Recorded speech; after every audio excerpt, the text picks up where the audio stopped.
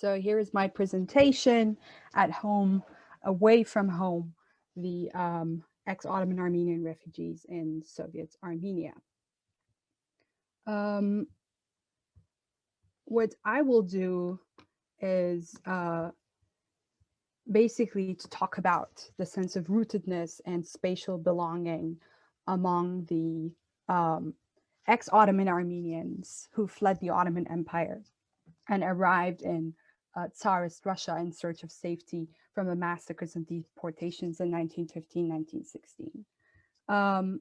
In this period, we see around 300,000 Armenians fleeing, mostly from the regions of Kars, Ardahan, Erzurum, Malazgirt, Van, Bitlis, and surrounding provinces. After an arduous journey through the Russian and Ottoman battle zones, the militia attacks, starvation, and epidemics, the refugees reached Russia.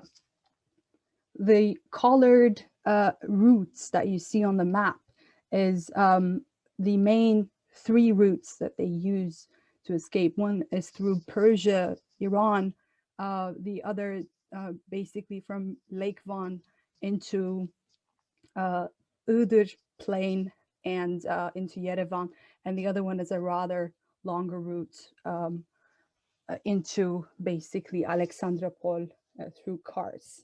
And these, of course, from time to time change as the battle zones shift the borders between the Russian and the Ottoman frontiers. Upon arrival, we see that the refugees crowd into several camps in Yerevan, Tiflis, Alexandropol, Echmiadzin, and also Nakhchivan. And these are mostly camps that are operated by relief organizations such as the Red Cross, the Near East Relief, Anglo-American Association, or British Armenia Committee, as well as the church, the Echmiadzin Church itself, or the self-relief organizations that Armenians themselves establish. Into 1918, 1919, the refugee population exceeds the capacity of the under-resourced camps, and the new arrivals from the Ottoman East, from Eastern Anatolia, basically cram into rural areas of the South Caucasus to self-settle. We see from the way that the communities are populated today, those from Mush and Bitlis are settled around the slopes of Mount Alagöz, mostly today known as Mount Aragats. The refugees from Kars, Iğdır, Erzurum, Eleşkirt, and Van are mostly settled around Yerevan, Alexandropol, and Karakilisa, today known as Vanadzor, as well as the villages around Gukasavan, Artik, Molla Khoja, and Kızılkoç. So before the Armenian refugees settle into these areas, the main inhabitants of such areas are Azeris and Kurds.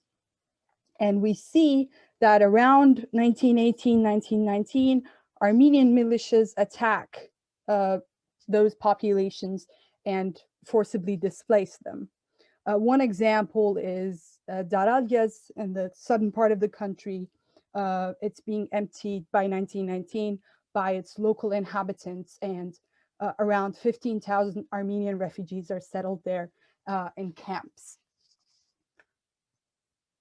We also see that the refugees thought of their predicament to be transitory. They awaited their return to the former villages of the Ottoman East, but those dreams do not realize as the next years see the significant events that render the repatriation impossible. In 1917, just to remind you these dates, Tsarist Empire collapsed, and the Civil War of 1918, 1921, and then the Bolshevik takeover of the imperial lands On the other side, the Ottoman Empire capitulated and signed the Armistice of Mudros on October 30. And then the same year, you have the first Dashnak, first Armenian Republic being established and surviving until the end of 1920. And then eventually Bolsheviks coming and taking over the land and incorporating it into the newly formed Union of Soviet Socialist Republic. And then one of the most important events for the dream of repatriation of Armenians is the Treaty of Moscow in 1921. The Bolsheviks settled with the Turkish nationalists led by Mustafa Kemal, and they settled the Russian-Turkish border question. And so they acknowledge the Turkish authority and hinder the Armenian refugees' repatriation. And finally, in 1923, we see the establishment of the Turkish Republic and its international recognition by Lausanne Treaty, which eventually determines the fate of refugees in Transcaucasia and precludes their return to Eastern Anatolia. Now, then the reality is the ex-Ottoman Armenians' new homeland is Soviet Armenia. This is a country that was being politically and economically transformed at full speed. Shortly after being established, the Soviet government endorsed Armenian part of itself as the homeland of Armenians and engaged in repatriation projects to bring 20,000 refugees from Iran, from Turkey, Greece, and Syria. And this project lasted 4 years between 1921 and 1925. And at the same time, we see in Soviet Armenia abrupt developments, especially for the lives of the refugees. There is the program of mass collectivization of farmlands. This is 1928, and it's actually just 10 years later than most refugees settle in Soviet Armenia. And with their mentality from the Ottoman Empire, most refugees around the areas of Tallinn, which is close to the Turkish border, they refuse giving up their private fields and their livestock, and they basically stage protests against the SSR, the Armenian SSR, and they do this with Azeris and Kurds, whom they live in the same place around Tallinn.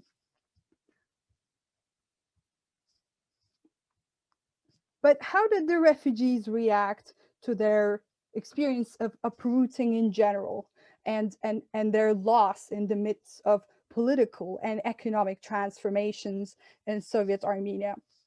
There's one thing that needs to be clarified, I think, and that is not all Armenian refugees were against the idea of having the Bolsheviks in charge.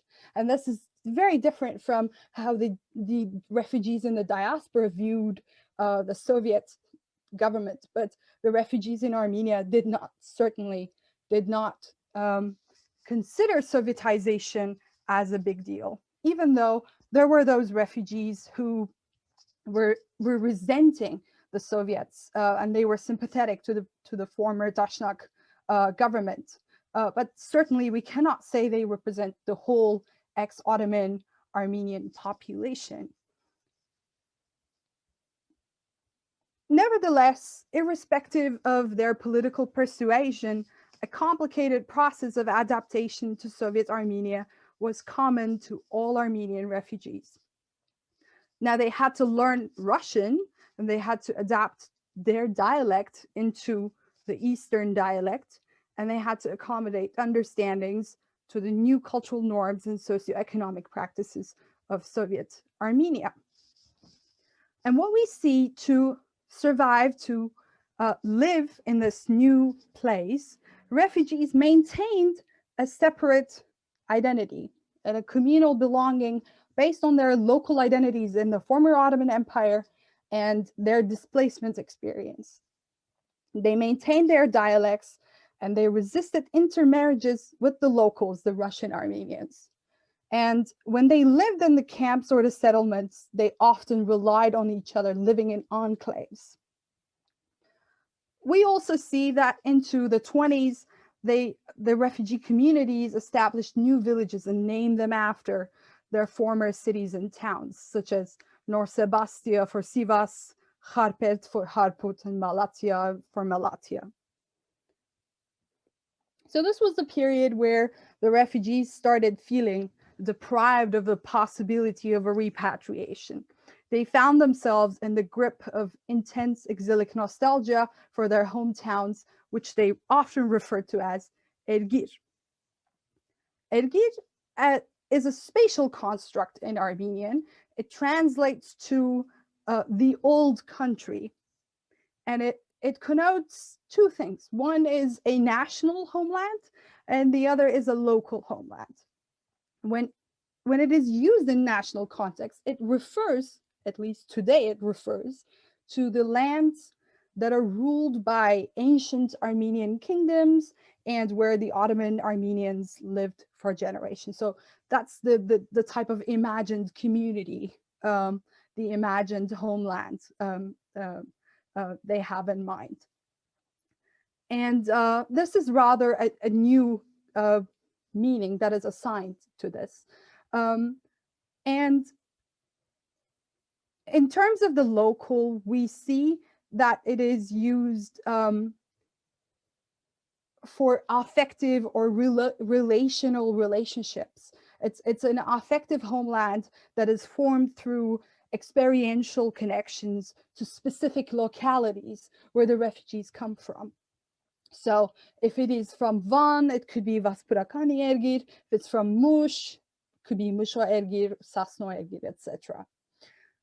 And we see this twofold categorization of homeland in other cases of nationalisms all around the world. If you think of the German idea of Heimat, or the Italian Patria, the Serbic-Croatian Zavichai, or the Turkish Memleket, they all have this twofold understanding of an imagined place.